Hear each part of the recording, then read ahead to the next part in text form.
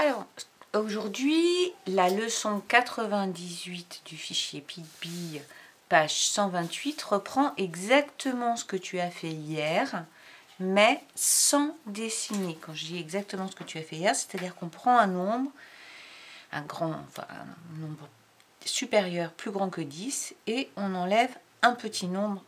Donc hier, tu l'as fait en dessinant les jetons et en barrant ce qu'on enlève à la fin.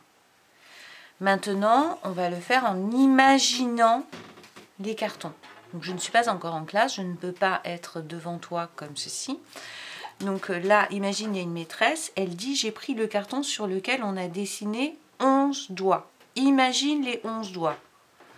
Alors, pour que tu les imagines, je vais les dessiner. 1, 2, 3, 4, 5, 6, 7, 8, 9, 10 et 1, 11. Voilà ce qu'elle voit, la maîtresse. D'accord? Mais que toi, tu ne vois pas et que tu imagines. Tu imagines 11 doigts. Donc, ils sont là, derrière. Et avec cet autre carton, elle en cache 3. Donc, les 3 derniers. D'accord? Elle cache cela. Donc, elle cache une partie des 11. Combien en reste-t-il? Ça dépend combien t'en caches. J'en cache 3. Il y en avait 11. J'en cache 3. Bah, ça fait 8. Oui, ça fait 8. Voilà. Bon, alors moi, je trouve que c'est encore un petit peu trop difficile de le faire comme ça. Par contre, ici, donc c'est le même travail qu'hier, sauf que tu ne dessines pas. Alors, il y a marqué « Si tu n'es pas sûr, dessine au brouillon ». Donc, par exemple, 12 moins 4, soit tu trouves combien ça fait, soit tu dessines 1, 2, 3, 4, 5, 1, 2, 3, 4, 5, 1, 2, ça fait 12, moins 4, 8. Voilà. Donc, soit tu arrives à le faire dans ta tête, soit tu continues à dessiner comme ça. Ici, c'est encore de l'addition de grands nombres. Soit tu fais comme Pigby, soit tu fais dans la fusée, comme tu veux. Moi, l'important, c'est que tu aies le bon résultat là et le bon résultat là. Alors, ici, c'est comme on fait parfois en calcul sur ardoise, il faut dessiner 6 fois 5 points. Alors, 1 fois 5 points, 1, 2, 3, 4, 5, et il faut les entourer. Donc, 1 fois 5 points. Toi, tu dessines 6 fois 5 points. D'accord? Combien y a-t-il de points en tout? Alors, là, je t'apprends quelque chose.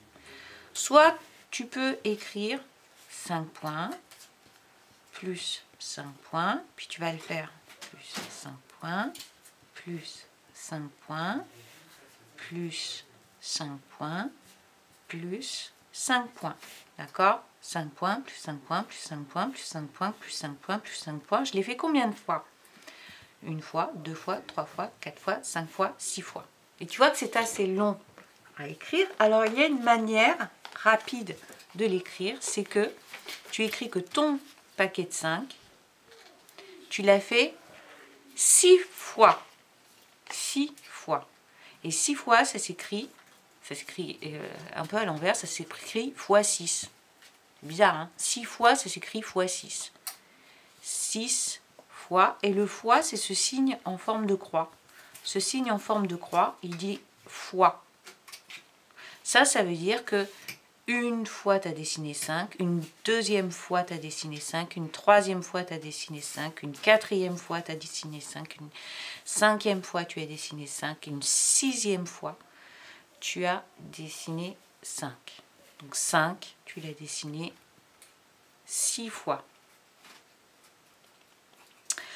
Ce résultat, tu trouves combien ça fait?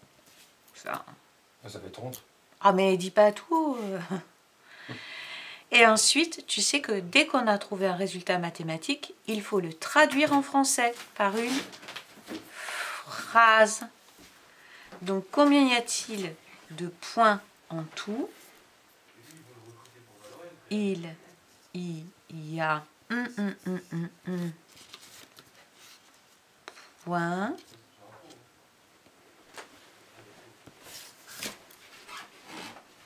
en tout. Ça, c'est la phrase en français qui raconte l'opération.